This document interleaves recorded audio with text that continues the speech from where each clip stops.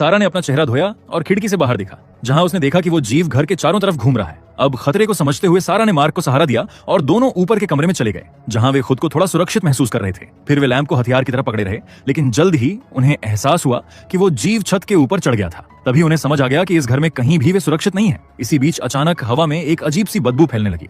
धुआं धीरे धीरे कमरे में भरने लगा और सांस लेना मुश्किल होने लगा। घबराकर सारा नीचे भागी और देखा कि वहां कहीं आग नहीं थी, लेकिन जमीन के पास से गाढ़ा धुआं उठ रहा था। ये साफ था कि कोई आग नहीं लगी थी। दरअसल ये सब जानबूझकर किया जा रहा था ताकि वे डरकर बाहर निकल आए। हालात को समझते हुए सारा ने एक योजना बनाई। उसने मोबाइल की फ्लैशलाइट ली, अपने चेहरे पर कपड़ा बांधा और धुएं को रोकने के लिए रसोई की ओर उतर गई। लेकिन सारा धुएं को रोक नहीं पाई, क्योंकि उसे साफ दिखाई नहीं दे रहा था और सांस लेना भी मुश्किल हो गया था। आखिरकार वो हार गई और बाहर निकल आई। बाहर आते ही वो जमीन पर गिर पड़ी और हांफते हुए सांस लेने लगी। कुछ पलों बाद उसने खुद को संभाला और फिर से घर के अंदर जाने की कोशिश करने लगी, लेकिन अंदर का धुआं और अंधेरा इतना ज्यादा था कि उसे कुछ भी साफ नजर नहीं आ रहा था। पर सारा को ये एहसास नहीं था कि वो भयानक जीव उसी के बहुत